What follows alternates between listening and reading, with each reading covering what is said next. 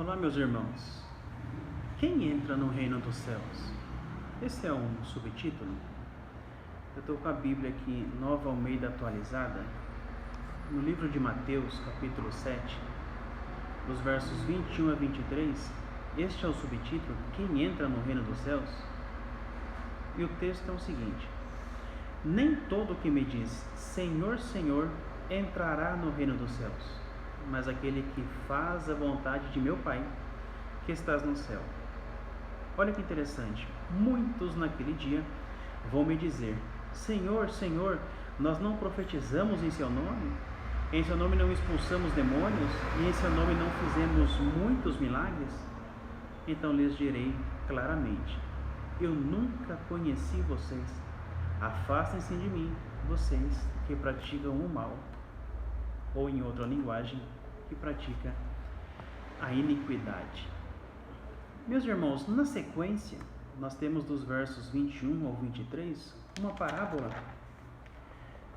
que o Senhor diz que o importante não é só ouvir as palavras do Senhor, não é só saber o que diz as Escrituras, o que o Senhor nos ensinou, mas devemos ouvir e praticar as palavras do Senhor. E quem pratica é como um homem que faz uma casa bem alicerçada, não é? Os irmãos leem lá dos versos 24 ao 27. E vem a chuva, transborda os rios, bate tudo contra a casa, mas ela não é desfeita, porque ela está firmada sobre uma rocha. Então, o texto nos mostra que o importante é ouvirmos, aprendermos e aplicarmos, vivermos de forma compatível com as Escrituras. Nós temos, assim como normal, infelizmente, nós temos como normal que para entrar no reino dos céus é por nossa conta, né? É do nosso jeito, é da forma que nós entendemos.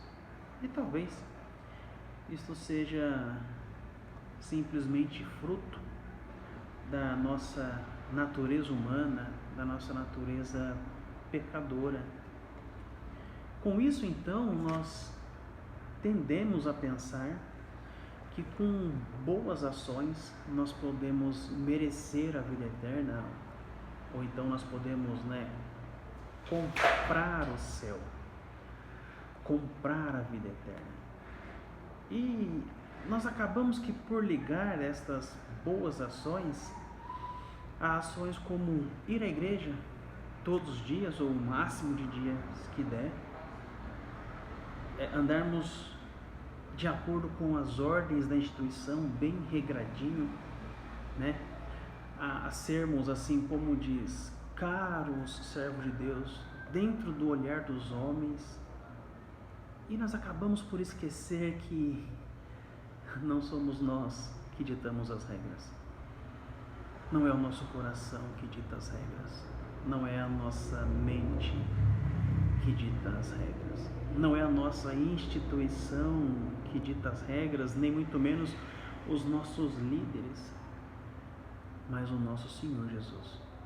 Ele já deixou tudo legislado e eternizado nas Escrituras Sagradas, para delas aprendermos o caminho da salvação. De uma forma bem simples e rápida, eu quero convidar os irmãos para que possamos deixar de lado as nossas posições e nos apegarmos fielmente às Escrituras para delas aprendermos. Vamos lá? Olha, bem rapidinho. Primeiro, não existe a possibilidade de comprarmos nossa salvação. Não existe obras que possamos fazer para, agora eu mereço a salvação. Não. Salvação, perdão de pecados, é simplesmente um presente de Deus. É graça, graça de Deus. E esta graça é mediante a fé em Jesus Cristo, nosso Senhor. Isso está lá em Efésios, capítulo 2, no verso 8. Então, somente pela graça, mediante a fé em Jesus, é que nós somos salvos. Fora isto, não há possibilidade. E por que não há? Porque simplesmente é impossível para nós, seres humanos. Isso está lá em Lucas, capítulo 18, versos 26 e 27. Então não há possibilidade. Só somos salvos por Jesus. Agora, uma vez que fomos salvos por Jesus, aceitamos Cristo como nosso único e suficiente Salvador, arrependemos de nossos pecados e pela graça recebemos por Cristo o perdão dos pecados. Qual é o nosso padrão de vida? Que padrão devemos ter ao andarmos com Cristo? Bom, pode acontecer de, assim, ao vermos alguém operando milagres, profetizando, expulsando os demônios, como nós vimos nesse texto, pensarmos que essa pessoa está andando fiel ao caminho do Senhor. E acabamos então por concluir que estas atitudes são de quem está próximo do Senhor e que é estas que devemos ter, devemos profetizar, procurar fazer milagres, expulsar demônios, e este é o ponto. Mas não necessariamente. Neste exemplo do nosso Senhor, estes que parecem estar no topo da santidade, pessoas próximas de Deus e que fazem todos estes milagres, eles não são nem conhecidos do Senhor. E por que não? O Senhor fala que não os conhecem, porque eles vivem praticando o que é mal. A pessoa pode ter recebido dons do Senhor, e por estes dons o Senhor operar milagres, mas eles mesmos não estarem produzindo os frutos do Espírito e conduzirem suas vidas em iniquidade. Meus irmãos, notemos isto. Os frutos do Espírito, que nós temos lá em Gálatas 5, verso 16, os frutos do Espírito, eles refletem a nossa vida com Deus. Se estamos em Cristo, temos em nós o Espírito Santo, vamos produzir os frutos do Espírito. E é como disse, como ensina o nosso Senhor Jesus: a árvore boa produz bons frutos. Agora, os dons, eles não refletem quem somos, porque os dons são ferramentas que o Senhor usa para abençoar o próximo.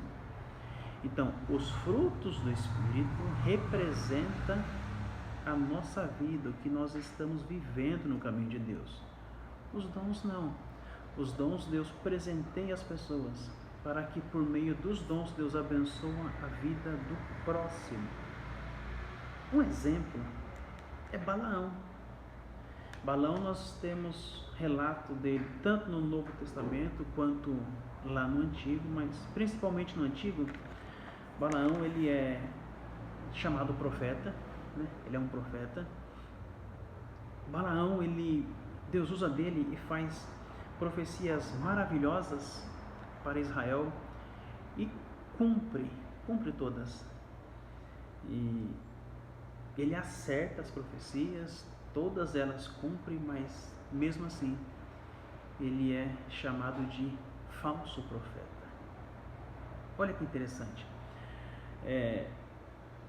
Ele pregou e cumpriu, claro. Por que cumpriu? Porque foi o que Deus deu para ele, é o dom que Deus deu para ele. Mas no coração dele, a vida dele não refletia a vida que o Senhor deseja do homem de Deus, uma vida piedosa. A vida dele estava distante do caminho do Senhor. Então, meus irmãos, o que mostra que estamos caminhando com Cristo não são os dons que o Senhor nos presenteou. Não é o tanto que nós conhecemos das Escrituras e nem o tanto de padrões religiosos que nós temos, mas é o tanto que nós sabemos, ouvimos, aprendemos e praticamos das Sagradas Escrituras. Que não sejamos apenas ouvintes, mas praticantes das Sagradas Escrituras. Esse é o ponto. Esse é o padrão de que estamos caminhando com Cristo. Meus irmãos, que o Senhor nos ajude a dedicarmos tanto à leitura das Escrituras, a conhecermos o que o Senhor nos ensinou pelas Sagradas Letras, mas a vivermos dentro de forma, das Escrituras Sagradas. Deus abençoe.